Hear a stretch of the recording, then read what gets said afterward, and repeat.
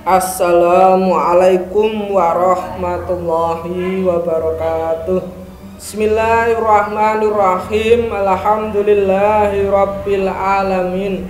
Allahumma sholli ala sayyidina Muhammadinil fatihi lima uhlik wal khatimi lima sabaq nasyiril haqqi bil haqq wal hadi ila siratikal mustaqim wa ala alihi haqqa qadri wa miqdaril azim. Rabbi shrahli sadri wa yassirli amri wahlul 'uqdatam min lisani yafqahu qawli, amin ya rabbal alamin.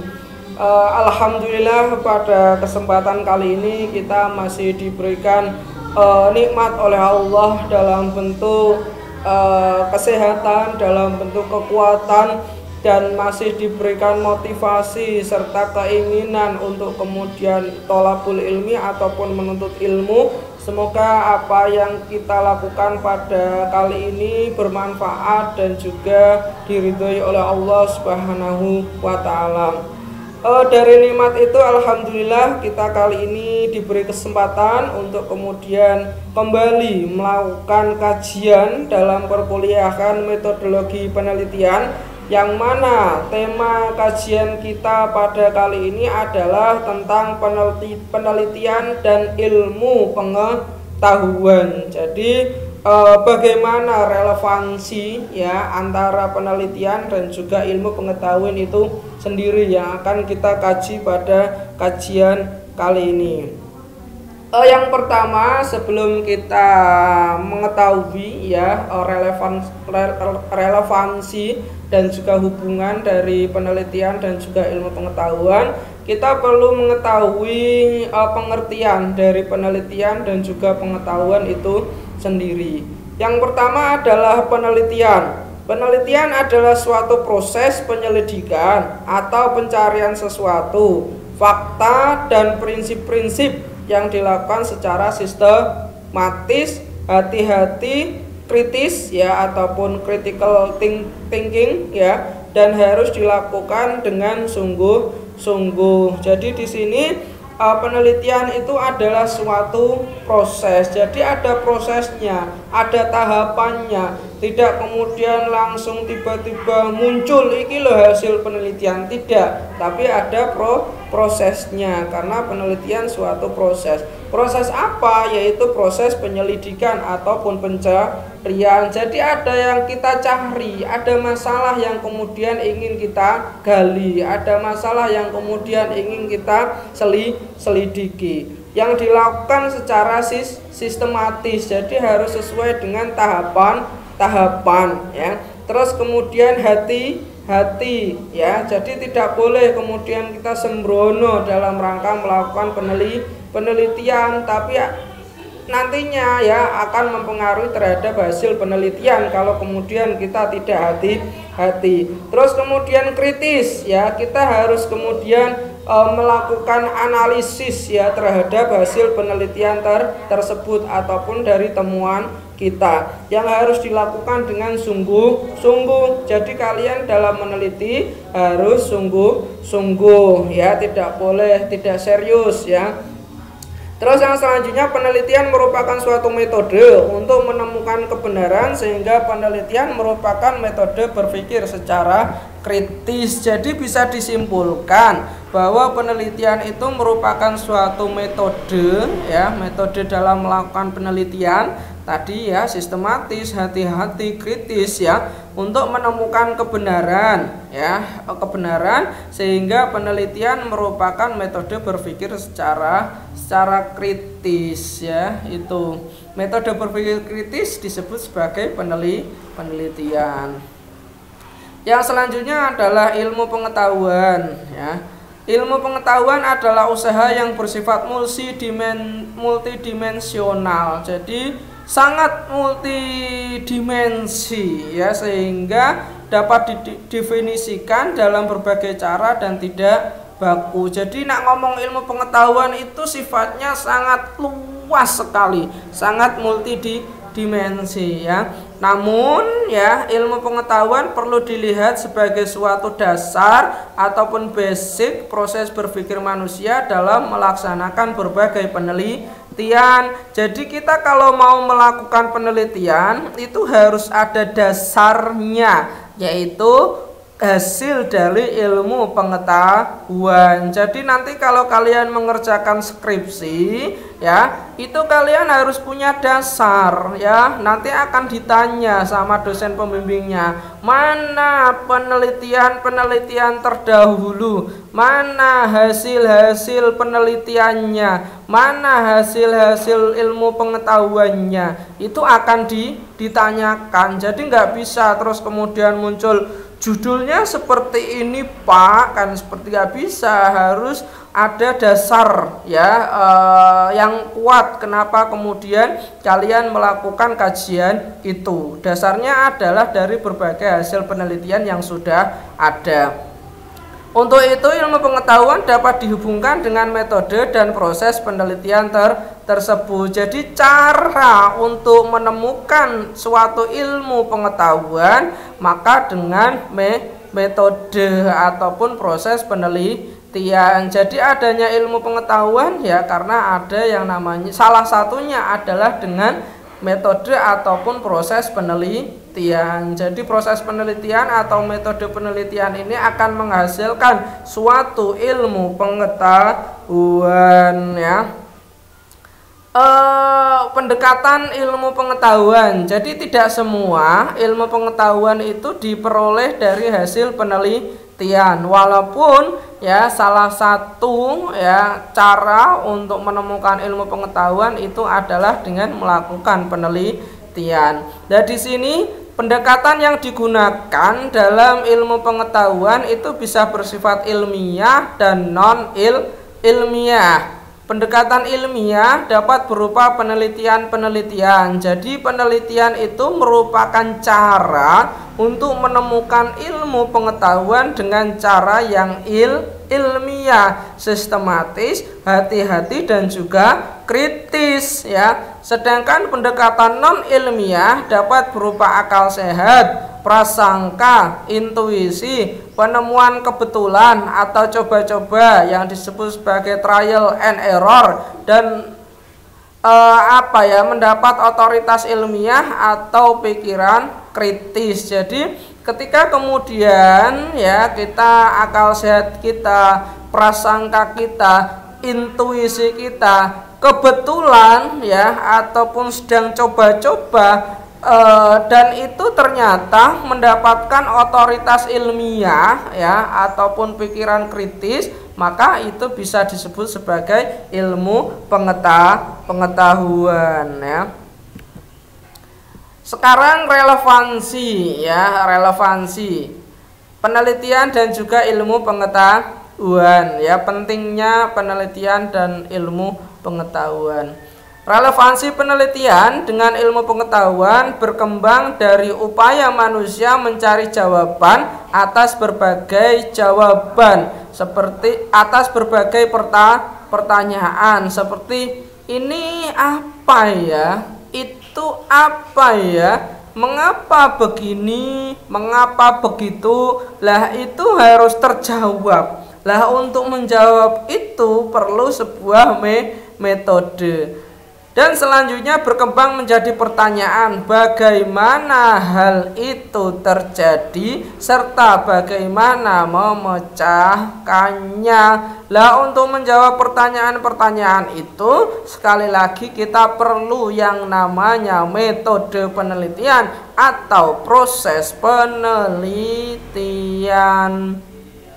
Terus yang selanjutnya, dengan dorongan ingin tahu tersebut, manusia selalu ingin mendapatkan pengetahuan mengenai permasalahan yang tidak diketahuinya, sehingga pada akhirnya muncul pengetahuan-pengetahuan baru yang dikenal sebagai ilmu pengetahuan. Jadi dari permasalahan-permasalahan, dari pertanyaan-pertanyaan yang sebelumnya tidak diketahui, terus kemudian ya melakukan upaya-upaya penelitian ataupun pengkajian, maka nantinya akan muncul pengetahuan-pengetahuan yang baru yang disebut sebagai ilmu pengetahuan atau acknowledgement yang sistematis dan terorganisir. Kenapa sistematis dan terorganisir? Karena dilakukan dengan metode penelitian dan juga proses-proses penelitian ya. Maka ilmu yang akan dihasilkan juga bersifat ilmiah ya. Jadi harus dengan cara melakukan metode penelitian ataupun proses penelitian agar hasil ilmu pengetahuannya ilmiah ya. Jadi nggak boleh tiba-tiba, nggak boleh mak bedunduk ya. Dengan menggunakan akal dan pikiran yang reflektif, manusia merasa mampu memecahkan masalah yang dihadapi. Jadi dengan tadi proses penelitian, metode penelitian ya, itu merupakan suatu bentuk pikiran yang reflektif, pikiran yang kritis ya. Dengan cara itu manusia bisa memecahkan masalah yang dihadapi. Dengan cara itu manusia bisa mendapatkan ilmu pengetahuan. Terus yang selanjutnya, terdapat hubungan yang erat antara ilmu pengetahuan dengan penelitian ya. Jadi ilmu pengetahuan dan juga penelitian ini hubungannya sangat erat sekali ya. Para ahli menyebutkan bahwa tidak mungkin memisahkan ilmu dengan penelitian. Jadi sangat sulit sekali memisahkan ilmu dan juga penelitian. Karena apa? Penelitian harus didasari dengan ilmu dan ilmu dihasilkan dari penelitian ya. Dan diibaratkan sebagai dua sisi mata uang yang sama, kedua-duanya saling membutuhkan. Ilmu butuh penelitian, penelitian butuh ilmu. Terus yang selanjutnya Al-Mak ya mengatakan bahwa penelitian dan ilmu merupakan hasil dan juga proses. Jadi ilmu itu adalah hasil penelitian ya. Penelitian adalah proses ilmu ya. Penelitian merupakan proses, sedangkan hasilnya adalah ilmu itu sendiri. Yang selanjutnya adalah Whitney yang menegaskan bahwa ilmu dan penelitian merupakan proses yang berlangsung secara bersama-sama. Jadi untuk menghasilkan ilmu baru itu perlu ilmu dan juga penelitian sehingga memunculkan ilmu pengetahuan. Jadi dari ilmu, dari penelitian maka akan memunculkan ilmu pengetahuan atau pengetahuan baru ya. Ilmu dan penelitian adalah proses yang sama, sedangkan hasil dari proses tersebut adalah kebenaran. Jadi hasil dari proses ilmu dan juga penelitian tadi ya, maka akan muncul yang namanya truth ya, ataupun kebenaran. Kebenaran yang dimaksud adalah pengetahuan yang benar dan kebenarannya terbuka untuk diuji oleh siapa saja yang berkeinginan untuk mengujinya. Jadi kebenaran yang dimaksud ini adalah pengetahuan itu sendiri, karena kemudian dihasilkan dari proses penelitian, maka kebenaran itu harus siap diuji oleh siapapun yang kemudian berkeinginan untuk melakukan pengujian ya. Itu. Terus yang selanjutnya fungsi penelitian dan juga iptek. Yang pertama adalah mencandra, mendeskripsi dan juga memeriksa. Fungsi ini berusaha untuk menggambarkan atau menjelaskan hal-hal yang menjadi pokok permasalahan. Jadi nanti kalau kalian melakukan penelitian yang sifatnya deskriptif ya, itu berusaha untuk menggambarkan dan juga menjelaskan pokok-pokok permasalahan. Kalau kemudian rumusan masalah kalian 3 ya, harus dideskripsikan, harus dijelaskan masing-masing rumusan masalah tersebut ya. Terus yang selanjutnya adalah menerangkan ataupun eksplanasi. Berusaha untuk menerangkan kondisi-kondisi yang mendasari munculnya permasalahan atau terjadinya peristiwa. Kalian dalam rangka membuat rumusan masalah itu harus istilahnya apa ya, menerangkan kondisi-kondisi yang mendasari. Makanya ada yang namanya latar latar belakang. Lah di dalam latar belakang tidak kemudian hanya tempel ya, tempel ini, tempel nggak boleh. Harus di dalam latar belakang itu adalah kita harus mampu memberikan argumen, menerangkan bahwa kondisi-kondisi inilah yang kemudian memunculkan permasalahan ataupun rumusan masalah. Lah, kalau saya sendiri sih yang namanya latar belakang itu bagi saya sangat-sangat penting sekali, karena seorang pembaca itu pasti akan penasaran kalau kemudian argumen-argumen kita ataupun kondisi-kondisi yang mendasari itu sangat kuat. Kalau kemudian kondisi-kondisi yang mendasari itu tidak kuat, ya otomatis tidak tertarik kepada hasil penelitian kita. Yang selanjutnya adalah penyusunan teori. Berusaha untuk menyusun teori, prinsip, aturan-aturan mengenai hubungan antara kondisi peristiwa yang satu dengan yang lainnya. Jadi sekali lagi ya, peristiwa-peristiwa ataupun kondisi serta problem-problem atau masalah-masalah itu harus ditopang dengan teori yang kuat. Makanya nanti di dalam bab 2 itu ada kerangka teori, yang mana teori-teori itu adalah teori yang mendukung proses penelitian kita. Jadi sekali lagi jangan asal comot teori ya, teorinya harus tepat guna, teorinya harus betul-betul mendukung penelitian kita. Terus peramalan ataupun prediksi, berusaha untuk mengadakan ramalan, prediksi, estimasi, dan proyeksi terhadap permasalahan, peristiwa, dan dampak yang akan terjadi. Jadi harus melakukan hipotesis. Ini nanti bagi penelitian kuantitatif ya, harus memprediksi kira-kira teknik ini ya berpengaruh dengan ini atau tidak. Kira-kira pendekatan ini berpengaruh dengan pendekatan ini atau tidak. Kira-kira ini ada hubungannya dengan ini atau tidak. Lah itu harus diprediksi ya. Terus pengendalian ataupun controlling, berusaha untuk melakukan tindakan-tindakan pengendalian terhadap permasalahan, peristiwa, dan juga gejala, agar penelitian kita tidak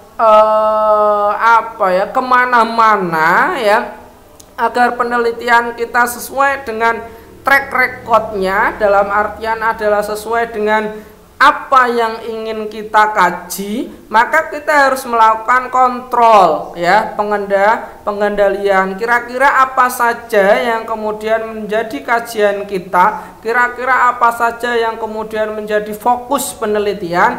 Makanya nanti di dalam skripsi ada yang namanya fokus penelitian. Nah, kalian harus jelas kalian itu mau meneliti apa ya. Di dalam fokusnya itu biasanya nanti ada actor ya, siapa pelakunya, terus kemudian action ya, apa yang dilakukan, dan yang selanjutnya adalah place, tempatnya di mana, biar fokus, biar tidak kemana-mana ya. Jangan sampai penelitian apa yang dibahas apa, jadi harus fokus ya. Yang selanjutnya adalah pentingnya penelitian ya.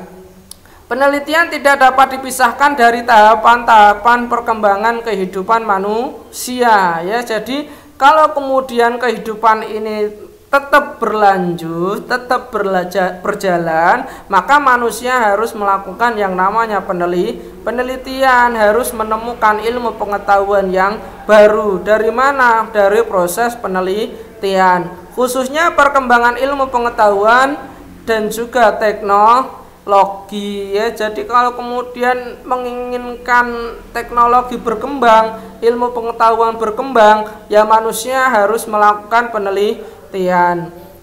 Selanjutnya, pentingan suatu penelitian dan hubungannya dengan berbagai hal, sehingga penelitian harus dilaksanakan dengan sungguh-sungguh dan berdasarkan etika kebenaran. Jadi karena apa ya? Karena penelitian ini sangat-sangat penting. Karena penelitian ini berhubungan dengan berbagai hal. Karena penelitian ini bisa apa ya?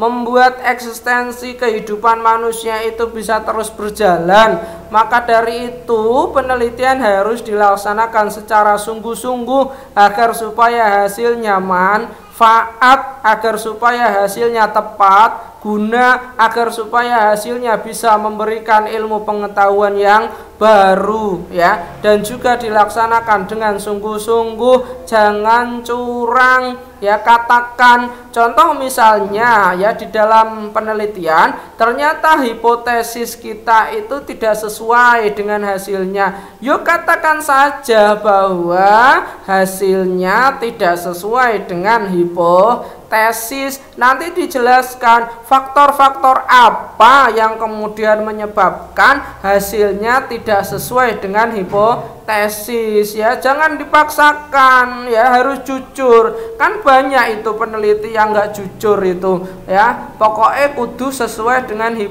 hipotesis. Tidak boleh yang seperti itu ya. Pokoknya hasilnya apa ya katakan apa, hasilnya A ya katakan A, hasilnya B ya katakan B kan. Terus yang selanjutnya, melalui penelitian maka segala masalah atau potensi yang ada selama proses pembangunan bangsa berlangsung dapat diketahui. Jadi ini sangat penting sekali dari penelitian itu ya, segala masalah, segala potensi yang ada di dalam perkembangan suatu bangsa itu bisa dideteksi ataupun bisa diketahui, sehingga nantinya akan memunculkan suatu solusi yang tepat guna dari hasil penelitian tersebut ya. Yang selanjutnya adalah penelitian di perguruan tinggi ataupun di PT. Perguruan tinggi sebagai suatu lembaga pendidikan tinggi perlu melaksanakan kegiatan penelitian sebagai perwujudan dari pelaksanaan salah satu tridharma perguruan tinggi. Jadi di kampus ya, itu ada yang, kalau kalian sudah menjadi mahasiswa, pokoknya kehidupan di kampus itu ada yang namanya tridharma perguruan tinggi, yang mana ada pendidikan atau pengajaran, ada penelitian, dan juga pengabdian masyarakat. Salah satu tridharma perguruan tinggi itu adalah penelitian. Makanya kalian sebagai mahasiswa harus melakukan penelitian ya, itu nanti dalam bentuk tugas akhir, dalam bentuk tugas semester, dalam bentuk makalah ya, harus melakukan penelitian. Terus selanjutnya, searah dengan perkembangan ilmu pengetahuan dan teknologi, maka para civitas akademik, jadi semua civitas akademik, baik itu dosen maupun mahasiswa ya, kalian sebagai mahasiswa diharapkan mampu meningkatkan kemampuan dan keterampilan melalui penelitian, baik yang berbasis teknik maupun sosial ekonomi. Jadi kita sebagai civitas akademik kampus ya, dosennya, mahasiswanya harus senantiasa meningkatkan kemampuan ataupun keterampilan kita dalam bidang penelitian ya. Makanya ada mata kuliah metodologi penelitian atau metode penelitian, agar supaya kita terampil, agar supaya kita mampu dalam rangka melaksanakan penelitian. Kalau kemudian kita sudah mampu melakukan penelitian, akan menghasilkan karya penelitian, maka itu akan berpengaruh terhadap perkembangan ilmu pengetahuan dan juga teknologi, dan akan menyebabkan eksistensi dan keberlangsungan kehidupan manusia terus terjaga dari penelitian-penelitian yang kita lakukan ya. Itu yang bisa kita kaji ya, tentang penelitian dan juga ilmu pengetahuan. Jadi alhamdulillah kita sekarang sudah tahu ya bagaimana relevansinya, bagaimana pentingnya, kenapa kemudian kita di perguruan tinggi harus meneliti ya. Kita sudah tahu jawabannya. Semoga itu bermanfaat ya. Tetap jaga kesehatan dan tetap jaga motivasi agar kita senantiasa semangat dalam tholabul ilmi ya. Dari saya cukup sekian. Wallahu a'lam bishawab, wallahu muwaffiq ila aqwamit thoriq. Assalamualaikum warahmatullahi wabarakatuh.